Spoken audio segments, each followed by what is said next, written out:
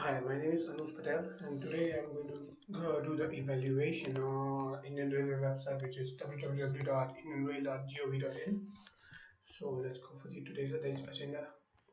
Agenda will be there will be some introduction about the website, then the objective of this evaluation, then there will be evaluation techniques along with problems identified by each technique, and there will be usability metrics developed by experts, and there will be conclusion at the end. So let's go with the introduction. So this Indian Rail.gov.in is basically a railway management system where you can do some simple stuff like book the tickets, check for seat availability, check for reservation, go for your PNR status, do some fare inquiry. So it's like just a normal railway management system, but it is developed by Indian government. And in India, train is most used transportation rather than any other, like unless in the US it's airplane. So in India it's the transportation is between trains.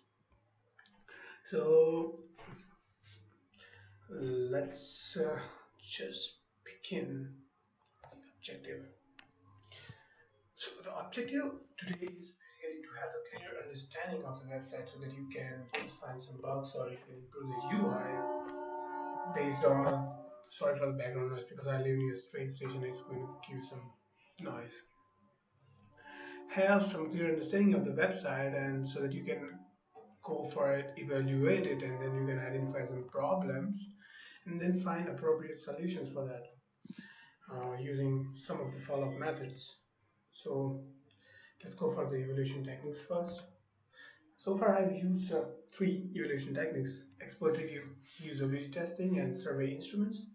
I've used expert review and usability testing simultaneously. Uh, like experts are engaged in their stuff and users are engaged in their stuff, but at the same time. And then I've used survey instruments to get the feedbacks from 20 odd participants. So let's begin with the expert review.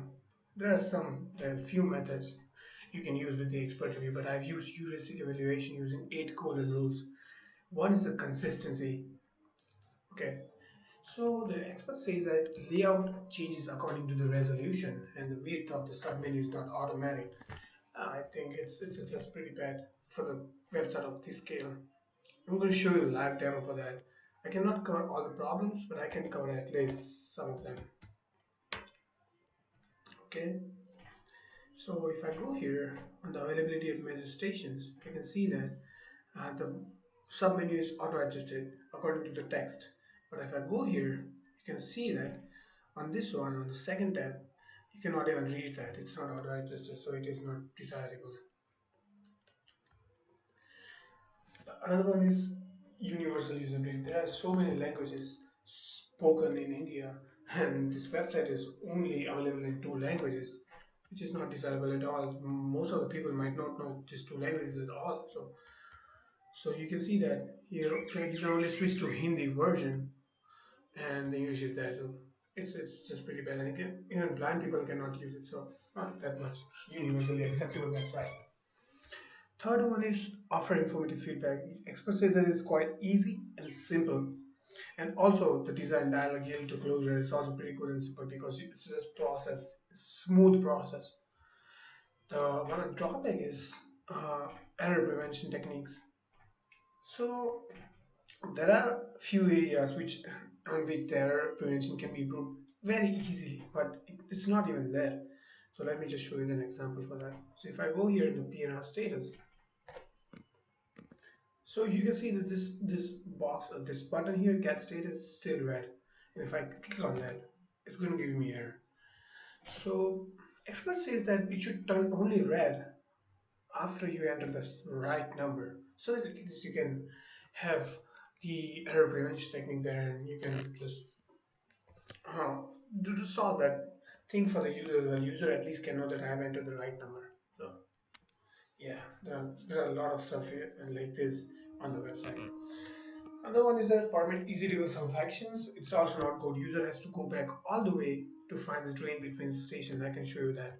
So if I go here, if I search for it, like these are the two stations. If I go for the cat details, I'm going to get the details. But if I see here, if I cannot even edit this to origin and destination, which is not good.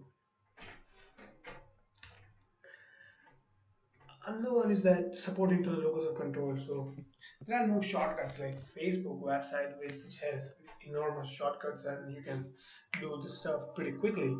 So you can feel that you have the control over the website, but in this case, you cannot feel that you have the control over the website. And the one most important thing is reduce short-term memory load. So if you are this is a website where you are going to come here again and again check for your booking whether it is confirmed or not. So it doesn't store your number here. So if you go here, if I say 1, 2, 3, 4, 5, 6, get status, it's going to give me an error. But if I go for here, it's not going to give me the suggestion again. So it is just pretty simple stuff which can be implemented very easily, but still not there. So these are some of the problems identified by experts and which are like simple and also very effective solutions. So now going to go for usability testing. I've included 8 participants. 4 of them were very acquainted with today's world, like internet and all, and then 2 had knowledge, some knowledge, and which were in their 40s, and 2 had least knowledge, which were in their 50s, which is old age people, because most of the people, like each person in the India is going to use this website. Either it is young or it is old. So we have to develop this website according to all.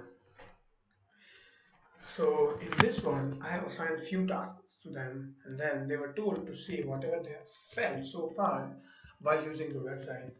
It is called a think aloud technique. So the answer was noted down at the same time. So if they're searching for something on the website and if you find that this is not appropriate, then just say it at the same time and I just record. It's just like that. So far, the tasks are this.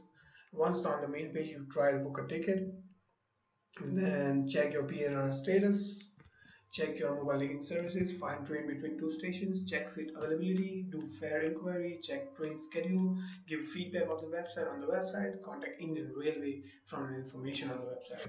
And results were taken and 4 problems were analyzed. So far I identified so many problems, but I'm going to include some of them because of the shortage of time. Okay, so suggestion in the PM number is not there. So as I've said earlier, that if I go here, so if I don't know what PL number looks like, I don't even know how it's going to work, or I don't even know whether it's right or wrong. So they should users say that there should be something. Example, Lucretia, this number looks like this, and then the box should turn red after I enter the right number. So they at least have the idea that the number is right. It's also it's just pretty bad. Another thing is that once the train between the station is searched, they cannot even edit it as I've shown you earlier. The third one is that there is no suggestion while searching for the train schedule. So if I go here, if I go over reserve train schedule, I can see that they're asking me for train number and name, but I don't know the whole name. If I say that it's starting from A, then it should give me a drop down of the list of the train names which are starting with A.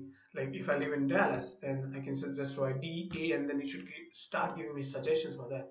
It's not giving me. User wanted that, so it's also one of the good things in the UI. Another one is that it's difficult to find the home button on the page. This is just pretty simple and frustrating. Most of the people are going to look here on the left top where the PR status is right standing there, but it is right here at the bottom on the left side where no one can see and it's pretty small. So most of the old age people they were not even able to find the home button there. So it's just pretty frustrating and simple. It should be solved as soon as possible.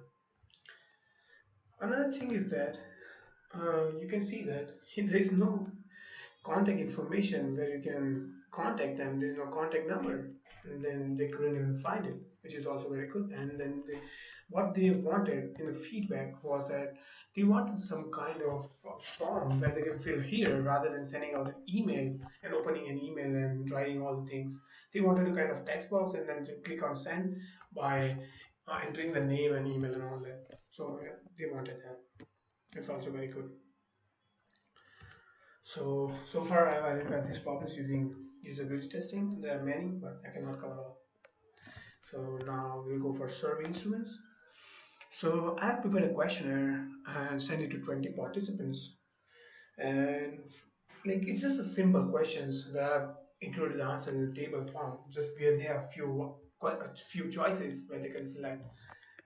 Like most of them have yes or no, and maybe two or three have different choices. So first is how do you rate this website? Like you can see that at least 14 are above average. So it's not pretty good, but it's not bad as well. Second one is did you find the website attractive? Most of the like 9 says yes, but 11 says no. So the UI should be improved as soon as possible. Third one is did you find the website easy to use? Most of the people say yes. So it is very good number. At least it's a good start for a website. How consistent was the website? So most of the people say 16 says it's above average. So it is also a good number for the consistency. And then you can see that would you recommend to use this website to anyone? Most of the people say yes because most of the people are going to use it because they don't like to go over the train station, take the ticket from there if they can book it online. So most of the people say yes. So these are the survey instrument techniques, and the answers were gathered. At the end, I would have a usability metrics by asking the experts for this eight eight terms to rate. So they have rated navigation 7. All of these numbers are from 10 out of 10. Efficiency is 8, error prediction is 6, which is pretty bad. Ease of use is 9, which is good. Response time is 8, accessibility is 7, learnability 8, and then user satisfaction 8. So it's overall 7.5 or above. So it's not much good, but it's not bad as well. So this all of the user metrics numbers are evaluated by experts. Conclusion. So I guess user interface evaluation is must because you can find this kind of simple problems by just giving it a few hours, and then you can improve the stuff by checking for 5 hours. So it's not pretty bad as well. But I guess it should be included in each of the website if it is used on a daily basis where user interface matters the most. So I guess one should use it as soon as they develop the website, which in turn will improve the UI over time, and then there will be patches which will come in like few time or month or 2